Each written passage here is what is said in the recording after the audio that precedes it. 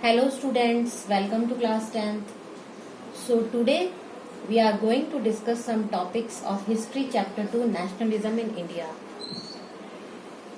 Nationalism is the feeling of love for our country यानी कि देश प्रेम की भावना होना. नेशनलिज्म का मीनिंग होता है हमारे अंदर अपने देश के लिए गर्व महसूस होना और हमने कुछ इस तरह का काम किया हो कि हमें अपने ऊपर गर्व महसूस हो और देश के लिए देश प्रेम की भावना. इस फीलिंग को हम बोलते हैं नेशनलिज्म. तो इसी का हम एक टॉपिक कवर करेंगे आज. द टॉपिक इज सत्याग्रह. सत्याग्रह का मैं आपको पहले मीनिंग एक्सप्लेन करूंगी. सत्य का मतलब होता है ट्रूथ यानी सच और आग्रह का मतलब किसी से आग्रह करना मीन्स इंसिस्ट करना किसी चीज के लिए. सत्य के लिए आग्रह करना यानी सच के रास्ते पर चलने के लिए आग्रह करना किसी से, उसको हम सत्याग्रह बोलते हैं. Someone who practices satyagraha is called satyagrahi. वो जो सत्याग्रह के रास्ते पर चल रहा हो उसको हम बोलते हैं सत्याग्रही. यहाँ पर हम महात्मा गांधी जी के बारे में बात करेंगे. महात्मा गांधी जी जब साउथ अफ्रीका से लौटे थे उसके बाद उन्होंने देखा कि हमारे देश की स्थिति बहुत बुरी चल रही है. कई तकलीफों का सामना हमें करना पड़ रहा है. तो हम सबसे पहले चंपारण सत्याग्रह के बारे में बात करेंगे जो कि 1917 यानी 1917 में हुआ था. It was the first satyagraha movement led by Gandhiji in India and is considered a historically important revolt in the Indian independence movement.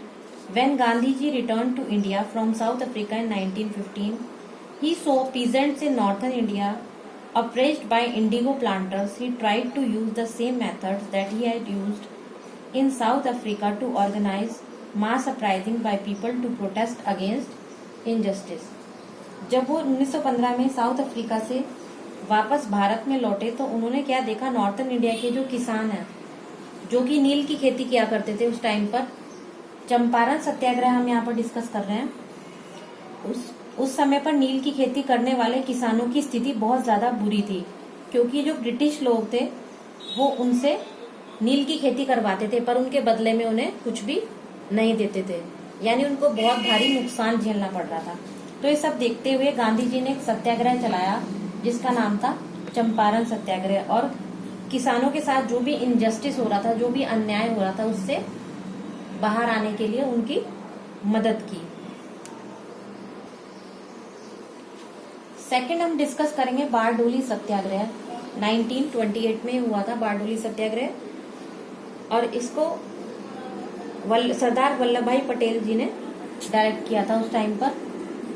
Bardoli Satyagraha in the state of Gujarat during the period of British Raj was a major episode of civil disobedience and revolt in the Indian independence movement, and it led by Sardar Vallabhbhai Patel for the farmers of Bardoli against the unjust raising of taxes. Bardoli Satyagraha 1928 में गुजरात में किया गया और ये वल्लभ भाई पटेल जी के द्वारा किया गया. वहां पर उस टाइम पर किसानों के साथ बहुत ज्यादा अन्याय हो रहा था. किसानों के लगान में 30% तक की वृद्धि कर दी गई थी जिसकी वजह से किसानों को बहुत ज्यादा तकलीफ हो रही थी. तो ये सब उन्होंने देखा और उन्होंने वॉच किया कि ये कंडीशंस तो बहुत ज्यादा बुरी हैं देश के लिए और हमारे गरीब किसानों के लिए भी. कर में इतनी ज्यादा वृद्धि नहीं होना चाहिए. तो इस अन्याय के खिलाफ लड़ने के लिए उन्होंने बारडोली सत्याग्रह चलाया और किसानों को उभर कर आने के लिए उनकी पूरी सहायता की.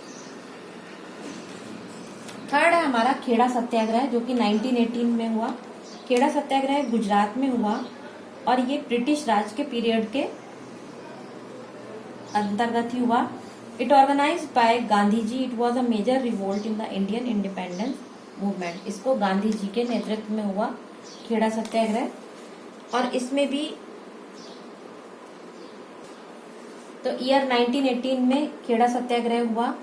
इस साल क्या हुआ था, गुजरात में पूरे जिले की फसल बर्बाद हो गई थी खेड़ा सत्याग्रह में और फसल 1/4 भी नहीं हो पाई थी जिस वजह से इस स्थिति को देखते हुए उनके लगान की माफी हो जानी चाहिए थी. पर सरकार ने किसी भी किसान की बात मानने को तैयार नहीं हुए और उन पर कर लगा दिया. एक तो उनकी फसल बर्बाद हो गई और दूसरा उनको नुकसान झेलना पड़ा और कर में भी वृद्धि कर दी। तो इसमें महात्मा गांधी ने जब इस तरह की कंडीशंस देखी तो उन्होंने उनसे अपील की लोगों की मदद के लिए, पर कोई फायदा नहीं हुआ। फिर उन्होंने खेड़ा सत्याग्रह चलाया जिसमें सभी लोग उनके साथ आए, सभी किसानों ने उनका साथ दिया और उन्होंने गांव गांव घूमकर किसानों से एक प्रतिज्ञा पत्र पर हस्ताक्षर कराए और अपने को उनको आगे बढ़ने के लिए उनका साथ दिया। तो फिर इस सत्याग्रह में भी गांधी जी की जीत हुई और वो सफल हुए किसानों के लिए, अन्याय के लिए लड़ने के खिलाफ। तो यहाँ पर मैंने आपको ये टॉपिक अच्छे से एक्सप्लेन किया है। सत्याग्रह में इसका मूल जो लक्षण था अन्याय का विरोध करना। इन तीनों सत्याग्रह के थ्रू मैंने आपको समझाया है कि सत्याग्रह क्या होता है। तो अब हम मिलेंगे अपनी नेक्स्ट क्लास में नए टॉपिक के साथ। तो तब तक गुड बाय।